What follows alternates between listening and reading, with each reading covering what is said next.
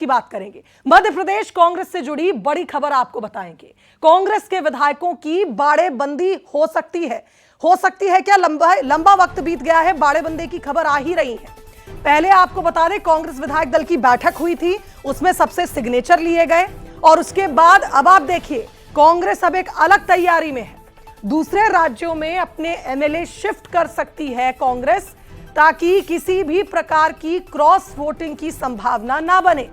BJP के तीसरे उम्मीदवार से अब हलचलें और बढ़ गई है। जो बेचैनी कांग्रेस के नेताओं में नजर आ रही थी, बंसल न्यूज ने भी कई नेताओं से बात करी, विधायकों से बात करी, तो वो बेचैनी दिख रही थी। पीसीसी चीफ ने तो 500% मीनाक्षी नटराजन के जीतने की बात कही थी, लेकिन अब चूंकि बीजेपी ने तीसरा उम्मीदवार खड़ा कर दिया है, ऐसे में अब देखना होगा कि कांग्रेस ये सीट कैसे बचाएगी। तेलंगाना या कर्नाटक भेजे जा सकते हैं विधायक, ऐसी खबर है। राज्यसभा चुनाव को लेकर मध्य प्रदेश में हलचलें बहुत तेज हो गई हैं। दोनों ही राज्यों में कांग्रेस की सरकार है, यानी तेलंगाना या कर्नाटक, जहां पर एमएलए भेजे जा सकते हैं। तेलंगाना प्रदेश की प्रभारी है चूंकि मीनाक्षी नटराजन, ऐसे में यह भी माना जा रहा है कि शायद तेलंगाना भेजा जाएगा सभी 62 एमएलए। तो कुल मिलाकर यह कहा जाए कि बंसल न्यूज की खबर पर मुहर लगी। लगातार हमारे एग्जीक्यूटिव एडिटर मनोज सैनी कह रहे थे कि बुंदेलखंड या मालवा से कोई बीजेपी का प्रत्याशी हो सकता है, और अब बीजेपी की ओर से महेश केवट है मैदान में और कांग्रेस की मीनाक्षी नटराजन को सीधी टक्कर देने के लिए तैयार है। लेकिन कांग्रेस की तैयारियां चल रही हैं। सहयोगी सूरज का रुख करेंगे, हमारे साथ इस खबर पर जुड़ रहे हैं। सूरज, राज्यसभा चुनाव का जो समीकरण है, जिस दिलचस्पी की हम बात कर रहे थे, काफी दिलचस्प हो चुका है और अब ऐसे में कांग्रेस के पास चुनौती डबल है। क्रॉस वोटिंग का भी डर है, विधायकों की बाड़ेबंदी करके रखनी है और जो बीजेपी ने उम्मीदवार खड़ा किया है उसे टक्कर भी देनी है। देखिए, बिल्कुल जिस तरीके से कांग्रेस को भी अंदेशा था कि कहीं ना कहीं भारतीय जनता पार्टी तीसरा उम्मीदवार उतारेगी, इसको लेकर ही हमने देखा जो प्रस्तावक थे, शनिवार को जब बैठक हुई तमाम विधायकों से हस्ताक्षर ले लिए थे कि जो प्रस्तावक हैं वो उसमें दस्तखत करेंगे। इसके बाद आज मीनाक्षी नटराजन का नामांकन भी है, तमाम नेता उसमें इकट्ठे होने वाले हैं।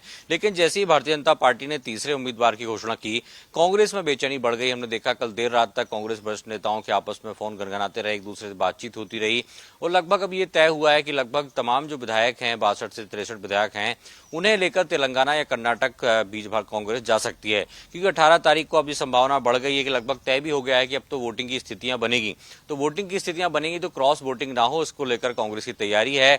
माना जा रहा है आरा कमान से लगातार नेता प्रतिपक्ष उमंग सिंगार, दिग्विजय सिंह, जीतू पटवारी, तमाम नेता लगातार बातचीत कर रहे हैं और अब ये लगभग तय है कि इन तमाम विधायकों की बाड़ेबंदी की जाएगी। इन्हें सभी को एक साथ एक स्थान पर रखा जाएगा जब तक की वोटिंग नहीं हो जाती। क्योंकि हमने देखा हरियाणा में जब राज्यसभा के इलेक्शन हुए थे तो कहीं ना कहीं कांग्रेस के विधायकों ने क्रॉस वोटिंग की थी। तो ऐसे में मध्य प्रदेश में ऐसी स्थिति ना बने, क्योंकि राहुल गांधी की टीम की पसंद की मीनाक्षी नटराजन को राज्यसभा का उम्मीदवार बनाया है।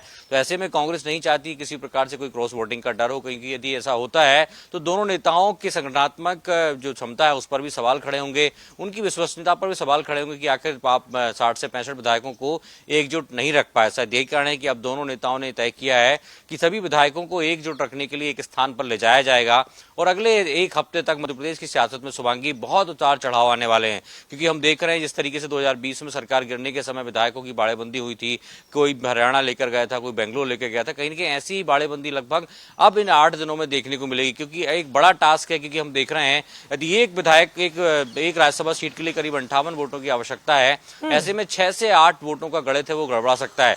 माना जा रहा है इस तरीके से कांग्रेस को भी संभावना है कि 6 से 10 से 12 विधायकों को लेकर बीजेपी संपर्क में है। तो ऐसे में कोई विधायक इधर उधर ना हो, इसको लेकर लगातार विधायकों को कॉन्फिडेंस में लिया जा रहा है, लगातार उनसे बातचीत की जा रही है, उनकी लोकेशन तक पूछी जा रही है कि आप इस वक्त कहाँ हैं, परिवार के साथ हैं, भोपाल में हैं, घर में हैं, कहाँ हैं। तो कुल मिलाकर तस्वीर भी साफ हो जाएगी। क्योंकि आज नामांकन का आखिरी दिन है शुभांगी और मीनाक्षी नटराजन सुबह 11 बजे लगभग पीसीसी से विधानसभा पहुंचेंगी। तो इस दौरान बहुत सारी तस्वीर भी साफ हो जाएगी क्या कांग्रेस का अगला कदम है। लेकिन माना जा रहा है कि नामांकन प्रक्रिया के बाद कांग्रेस का अगला कदम होगा विधायकों को एक साथ रखना, एकजुट रखना और एक स्थान पर जब तक वोटिंग नहीं हो जाती जब तक सुरक्षित रखना एक सबसे बड़ी चुनौती है। बिल्कुल सही कहा सूरज आपने। और जिस तरह से आप देखिए एक मैसेज देने का भी प्रयास किया था कांग्रेस ने, जब बैठक हुई थी तो उस दौरान सबने खुशी से जाहिर करते हुए कहा था कि 200 100% मीनाक्षी नटराजन जीत रही हैं, हम उन्हें सपोर्ट कर रहे हैं। मीनाक्षी नटराजन के नाम के ऐलान के बाद से ही जिस तरह की स्थिति कांग्रेस के भीतर खाने बनी, अब देखना होगा कि कैसे सिचुएशन को कांग्रेस संभालती है। बहरहाल बहुत शुक्रिया आपका तमाम अपडेट्स के लिए। तो